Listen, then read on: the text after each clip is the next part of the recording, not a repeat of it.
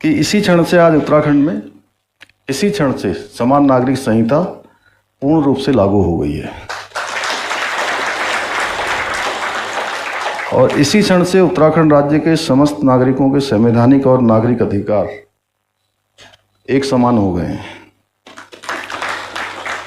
और इसी क्षण से सभी धर्म की महिलाओं को समान अधिकार प्राप्त हो गए हैं। जो हम बार बार कहते थे कि देश की आधी आबादी का एक पूरा कानून है, तो ये पूरा कानून देवभूमि उत्तराखंड में लागू हो गया है। आज के इस अवसर पर मैं आदरणीय प्रधानमंत्री श्री नरेंद्र मोदी जी, आदरणीय गृह मंत्री श्री अमित शाह जी को भी समस्त उत्तराखंड वासियों की ओर से हार्दिक धन्यवाद देता हूं कि जिनके मार्गदर्शन में आज हम इस कानून को देवभूमि में लागू करने में सफल हुए हैं। साथ ही मैं इस कानून को धरातल पर उतारने में अपना महत्वपूर्ण योगदान देने वाले मैंने शत्रुघ्न सिंह जी का और मनु जी का और सुरेखा जी का, अजय मिश्रा जी का, आपका तो मैंने यहाँ से नाम किया ही था, लेकिन अभी रंजना प्रकाश देसाई जी, तो जिनको मैं बहुत आदरपूर्वक कभी दीदी भी कहता था, मुझे बहुत बार ऐसा हुआ शुरुआत के दिनों में जब वो मतलब नया नया जब परिचय हुआ था, उनका भी और जस्टिस प्रमोद कोहली जी का भी विशेष रूप से उनका धन्यवाद करता हूं। आप पूरी कमेटी का धन्यवाद करता हूं। नियमावली बनाने के सभी सदस्यों का, उनके अध्यक्ष जी का, शत्रुघ्न सिंह जी का, उनका भी, और हमारे विधानसभा के सभी सदस्यगणों का, और न्याय एवं विधायी विभाग से संबंधित सभी अधिकारीगणों का, गृह विभाग, पुलिस विभाग, हमारे सभी विभाग जिनका अभी शत्रुघ्न सिंह जी ने नाम लिया, आईटी विभाग के लोग हैं, कौन कौन से हैं शैलेश जी, और आईटी डीटी, और सभी विभागों ने और सभी कार्मिकों ने, गार्गी जी का नाम लिया, उनका लिया, नितिका जी का लिया, राम उनियाल जी का लिया, तो और कोई है? हाँ, उन सभी का और सभी संबंधित अधिकारीगणों का, हमारे सभी कार्मिकों का मैं धन्यवाद देता हूं। और ये क्षण मेरे लिए आज सच में बहुत भावनात्मक क्षण है, क्योंकि जो हमने संकल्प लिया था 2022 के विधानसभा चुनाव में अपने प्रदेश के देवतुल्य नागरिकों से जो हमने वायदा किया था, आज हम वो वादा पूरा कर रहे हैं। और सच में तब मैं नया नया इस दायित्व पर आया था, नया नया मुख्यमंत्री की मैंने शपथ ली थी और 7 महीनों में ही हमको चुनाव में जाना था। उस समय बहुत सारे लोग ये विश्वास नहीं कर रहे थे कि दोबारा से मतलब इस काम को हम आगे बढ़ा पाएंगे या दोबारा सरकार में आएंगे। पर चुनाव से पहले हमने यूसीसी लागू करने का वायदा करते समय मुझे पूरा विश्वास था, और मेरे मन में मेरे कई साथी हैं जो यहाँ पर बैठे भी हैं, हमारे वरिष्ठ अधिकारीगण भी हैं, वो हमारे मित्रों की श्रेणी में भी हैं, तो वो बाद में भी मुझे कहते हैं आज भी कि आपके मन में 1% का भी कोई संशय नहीं था कि दोबारा सरकार में आप नहीं आओगे। लेकिन उस समय बहुत सारे लोग नहीं सोचते थे। दीपम जी, आप यहाँ नहीं थे उस समय।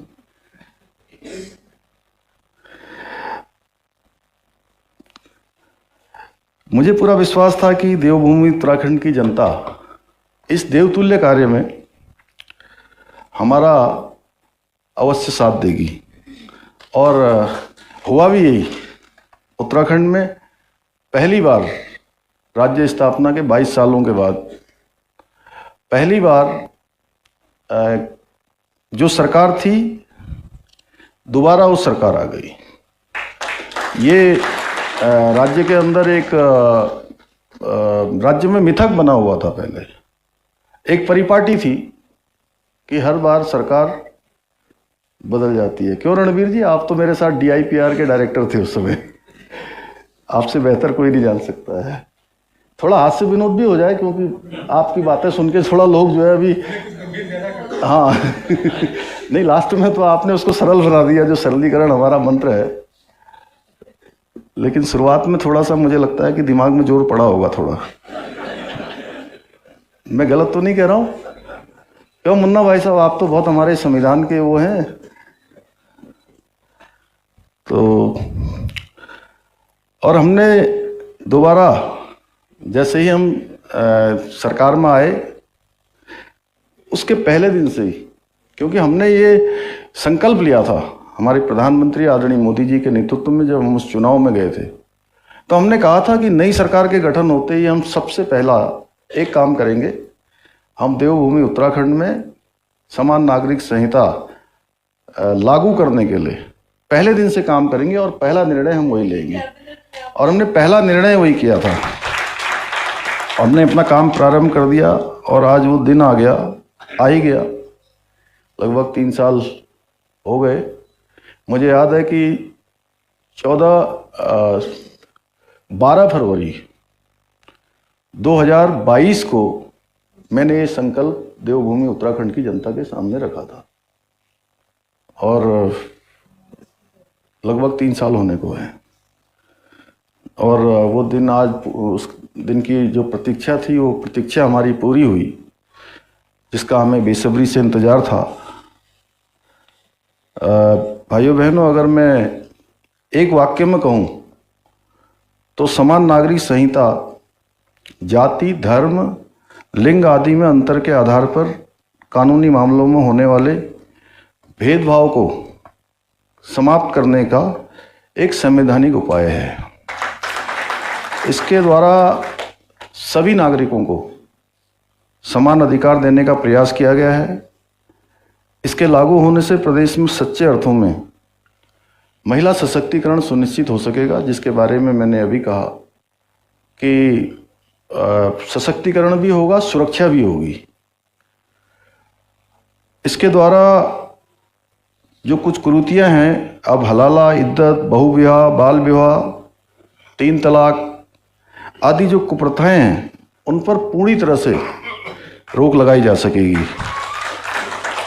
हमारे मीडिया के मित्र, मुझे बीच में, मैं दिल्ली के चुनाव में था, तो वहाँ मुझसे मिलने आए थे, तो कुछ लोगों ने मुझसे प्रश्न किया था ऑन कैमरा कि आपने इसमें से जनजातियों को अलग कर दिया है, तो ये समान नागरिक संहिता कैसे है? अब मैं थोड़ा टेक्निकल भी हो गया आप लोगों के साथ, बहुत ज़्यादा नहीं, लेकिन फिर भी, क्योंकि आप लोगों को तो लिखना पढ़ना होता है और सब बनाना होता है, वो फेस तो हम ही लोगों को करना होता है, जवाब हमको ही देना होता है। तो हमने संविधान के अनुच्छेद 342 के अंतर्गत वर्णित हमारी अनुसूचित जनजातियों को इस संहिता से बाहर रखा है, जिससे कि उन जनजातियों का और उनके रीति रिवाजों का संरक्षण किया जा सके। और वैसे हमारी ड्राफ्ट कमेटी जब उनके पास गई थी, तो उन्होंने कहा था उस समय कि हमारी जो पहले इस प्रकार की जो भी बातें थी, अब हम उस तरह से नहीं है मतलब, लेकिन फिर भी अगर हमको कुछ समय दे दिया जाए, तो भारत के संविधान में जो विशेष उनको प्रिविलेज मिला हुआ है, उसी के अनुरूप ये ड्राफ्ट बनाते समय ड्राफ्ट कमेटी ने उसका ड्राफ्ट में उन सभी प्रावधानों को किया है। भाइयों बहनों, आज के इस अवसर पर मैं पुनः स्पष्ट करना चाहूँगा कि समान नागरिक संहिता किसी भी धर्म या पंथ के खिलाफ नहीं है। बार बार ये बात भी आती है कि साहब, क्यों सादाब शम्सी जी, बार बार ये बात आती है कि जो है ये किसी को टारगेट किया जा रहा है। ये किसी को टारगेट करने जैसी कोई बात नहीं है। ये समाज की जो कुप्रथाएं हैं उनको मिटाकर सभी नागरिकों को समानता से समरसता स्थापित करने का एक कानूनी प्रयास है, और इस कानून के माध्यम से किसी भी धर्म की मूल मान्यताओं और प्रथाओं को नहीं बदला गया है, केवल कुप्रथाओं को दूर किया गया है। यही कारण है कि विश्व के प्रमुख मुस्लिम देशों में सहित दुनिया के सभी सभ्य देशों में पहले से ही समान नागरिक संहिता लागू है। ये शायद कम लोगों को जानकारी होगी। काजमी साहब, आप बहुत बोलते हो हमारी तरफ से टीवी में ना, आप लोग सब इनको सुनते होंगे। काजमी साहब को, मुफ्ती मोहम्मद कासमी साहब हैं ये हमारे, तो ये आपको बार बार पक्ष रखना पड़ता है, सादाब जी को रखना पड़ता है, अन्य लोगों को रखना पड़ता है। तो ये पूरे मुस्लिम देशों सहित दुनिया के अधिकांश देशों में ये संहिता लागू है।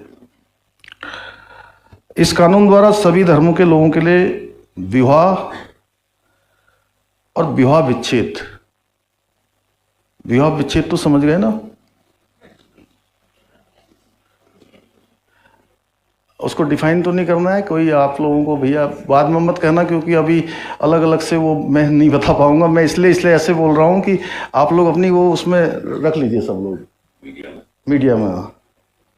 नहीं तो क्या होता है सौरभ जी, एक बार फिर एक को मतलब एक भी भाई ने लिया तो फिर मुझे जो है 2-3 घंटे जो है इसी में लग जाते हैं। आज क्योंकि कल से राष्ट्रीय खेल भी प्रारंभ हो रहे हैं, तो अभी उसमें भी पूरी रात तक काम करना है, सब लोगों को तैयारी करनी है। विनोद दा, आप लोग तो मेजबान हैं यहाँ के। तो विवाह विच्छेद एवं उत्तराधिकार आदि से संबंधित नियमों का, इन सभी नियमों को समान कर दिया गया है। जैसे सभी धर्म के लोग अपने अपने रीति रिवाज के अनुसार विवाह कर सकते हैं, इसमें कोई परिवर्तन नहीं किया गया है। कोई कह दे कि साहब जो है हम आनंद कारज करते हैं, हमारे मान साहब बैठे कहाँ गए हो हैं, तो आनंद कारज में कोई बदलाव नहीं, बल्कि आनंद कारज लागू किया है हमने तो इसमें। ये पहले जो है विदेश जाते समय बड़ी परेशानी होती थी। उधम सिंह नगर में बहुत लोग परेशान रहते थे, क्योंकि मैं वहाँ बचपन से रहा हूँ उन सब के बीच में, तो वो सरल कर दिया। कोई अगर निकाह करता है तो निकाह किसी का रोका नहीं गया है जी। जैसे पहले करते थे वैसे ही अब भी करेंगे, क्यों मनु जी, यही है ना, जैसे पहले था वैसे ही रहेगा। और जो 7 फेरे लेते हैं, जो पवित्र बंधन, वो भी चलता रहेगा, उसमें कहीं कोई वो नहीं है। और जो मैरिज होती है कहाँ पर, वो चर्च में होती है, वो भी वैसे ही है, उसमें कोई लेकिन सभी धर्मों में एक चीज़ ये जरूर की गई है कि सभी धर्मों में विवाह की जो न्यूनतम आयु है, लड़कों के लिए 21 वर्ष और लड़कियों के लिए 18 वर्ष अनिवार्य कर दी गई है। मतलब 18 वर्ष से पहले नहीं कर सकते।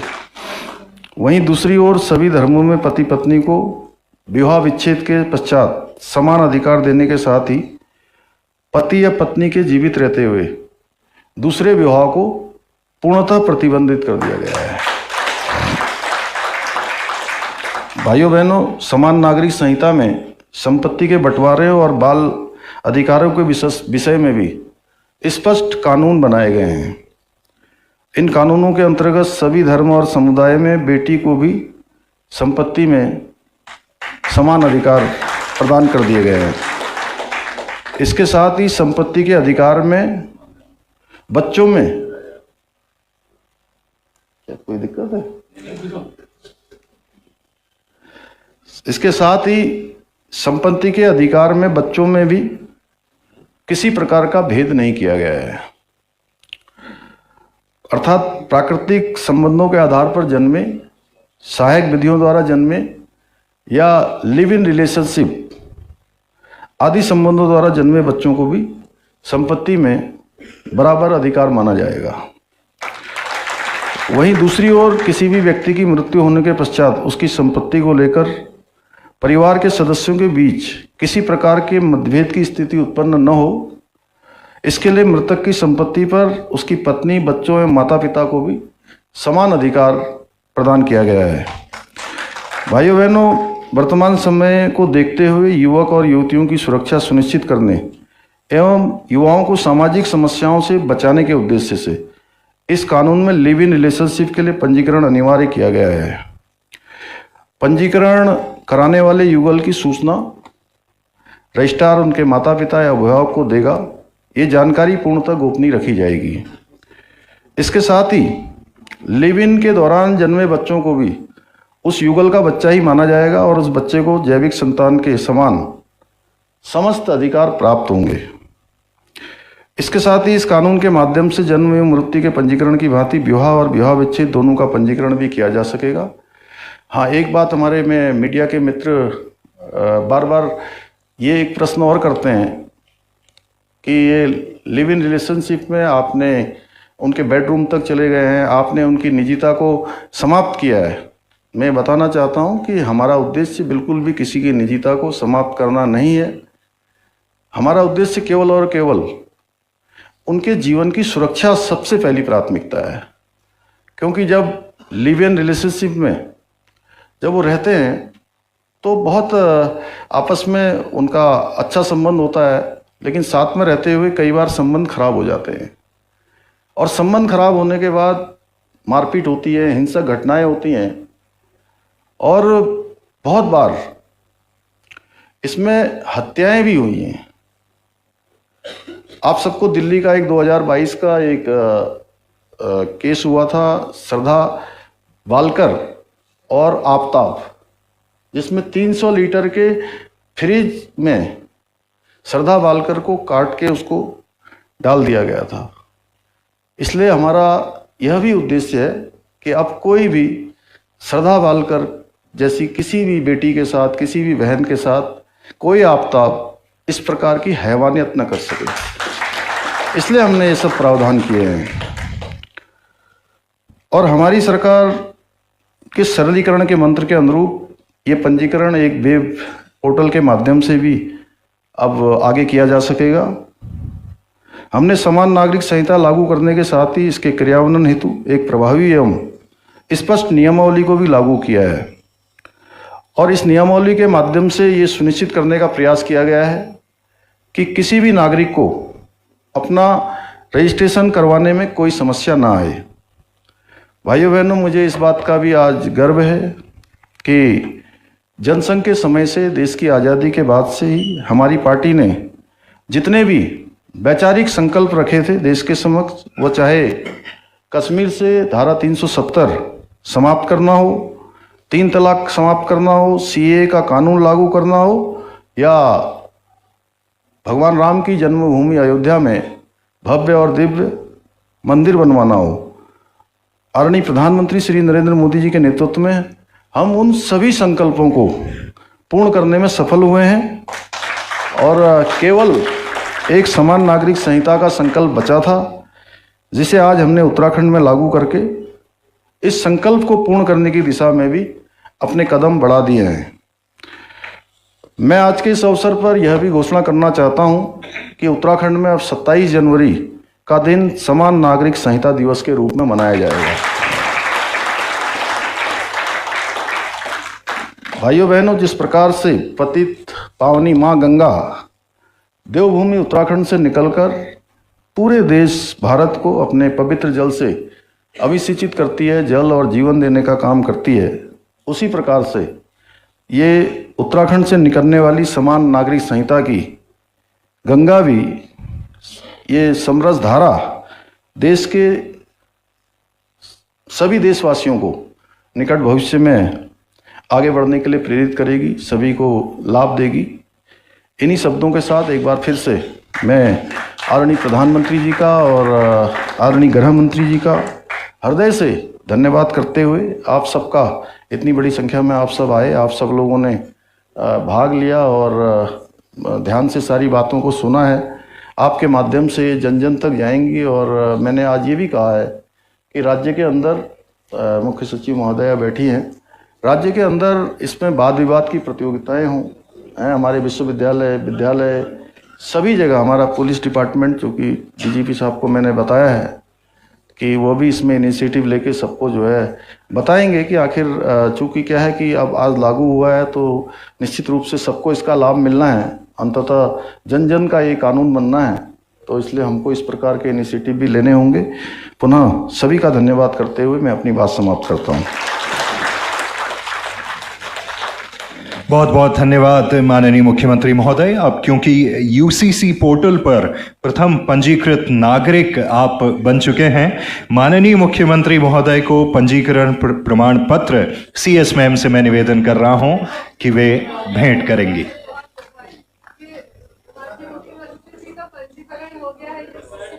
एक बार जोरदार तालियां हो जाए।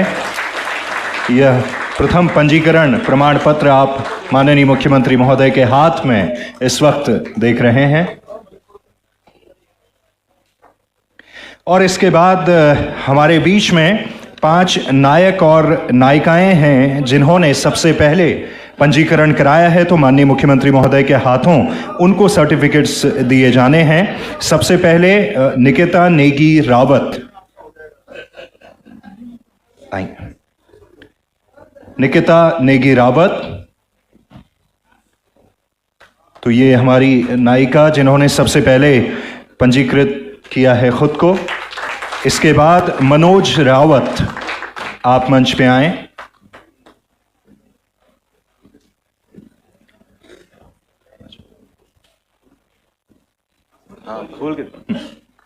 इसके बाद अंजना रावत।